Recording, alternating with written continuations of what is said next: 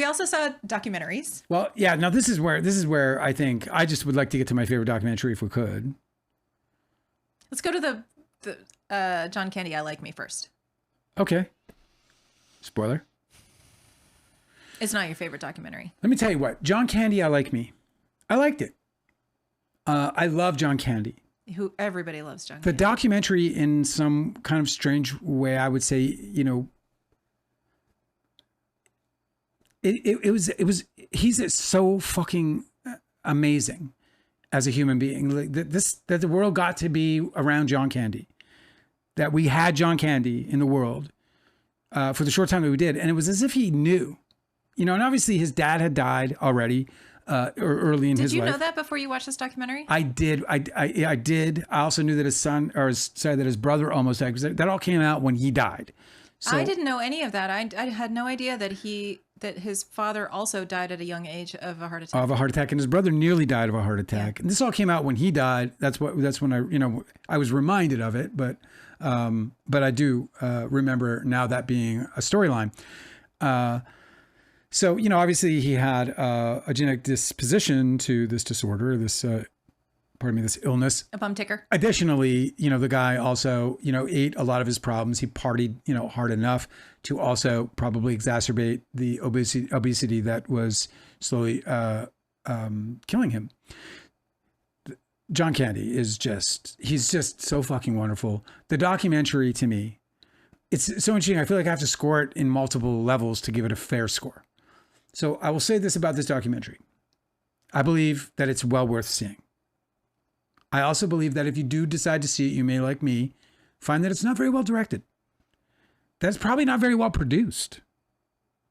That I felt like it's almost like, I don't want to like be too harsh on the filmmakers, but I just want to say this was a golden opportunity. Yep. This was like you were given gold and you made a basket out of it.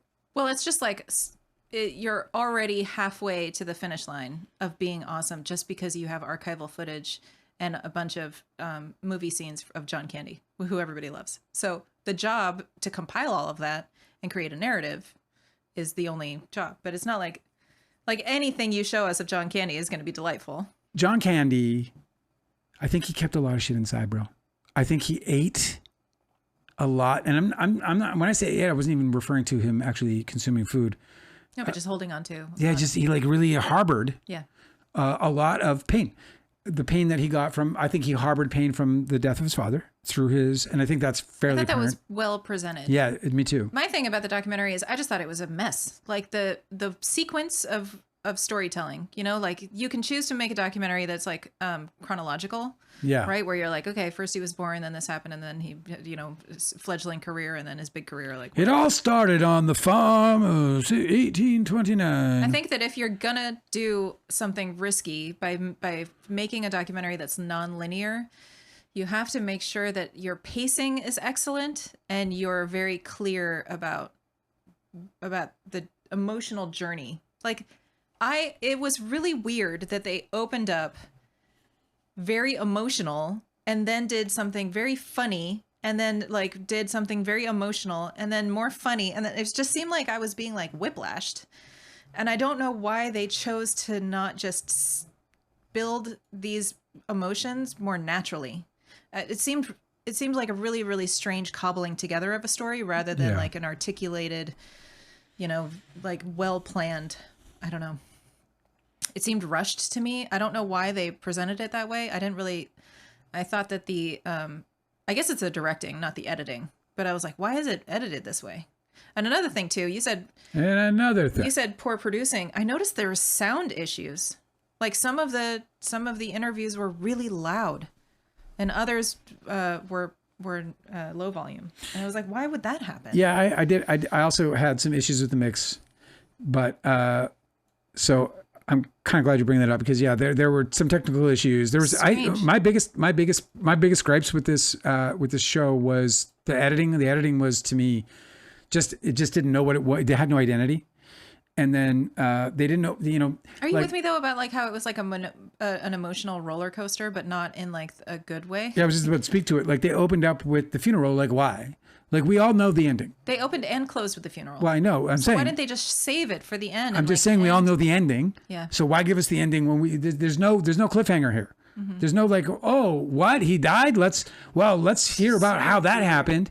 I've never seen that before. We know he died. We know he died of morbid obesity, right? Or a heart attack, and as a result of his morbid obesity. So we know we know all this. So why wouldn't you start making us laugh? Why wouldn't you start with us falling back in love with that man that we adored so much back in the day? It's so strange. So instead they try to open up with that, and then that just takes you right out into this whole different space where you're already beginning in this melancholic idea of where we're supposed to go back. And I feel like this was sort of like a misguided idea of how can we get them feeling the tears right away? We want them to feel the tears, like relax, man. Let the feeling build. That was one of my hugest criticisms of opening with the funeral. Is I was like, okay, well, I haven't built up the sadness that you guys could. You could really hit it home. Rebuilt the sadness for me, but yeah. If you allow me to like build up emotional connection to this guy through your documentary, and then you hit me with the fucking super sad part.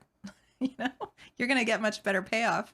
But also, again, it's just like, like why open up with the sinking of the Titanic when I know the Titanic's gonna sink? Yeah, or like why open up a documentary on the sad note when you're like, I'm not sitting here to watch something sad. Bro, we already know. We know we're gonna have our hearts broken. We know he's gone. We know he died early. We know he left children. We know he left a wife. We knew he was philanthropic. We knew that he was altruistic. We know all these things about him already. We just wanted to get reacquainted with him. We wanted to fall back in love with all of his fucking comedy. We wanted to understand the parts of him that we could never have access to. And then we wanted to say goodbye again. We wanted to grieve for just one more moment. Grieve this man so that we could love him again. One more time. And I did. I did grieve him again. I cried in the end. I loved him again. But Colin Hanks, I don't think he directed a good movie. Yeah. And Ryan Reynolds, I don't think he produced a good movie. And I wish I were saying something different because I felt like they had gold in their hands. And I don't think that they made anything nearly as beautiful as it could have been. And, I just wish I could have been in the editing room. I really do. How many tiny pineapples do you give for this documentary?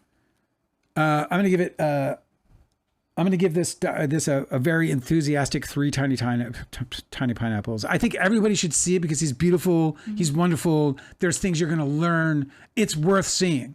I can't turn my head on the critical failure that it is. It just didn't rise to the occasion artistically, in my opinion, at all. I completely agree. 3 tiny pineapples for me, and all of the demerits are because of the directing and producing.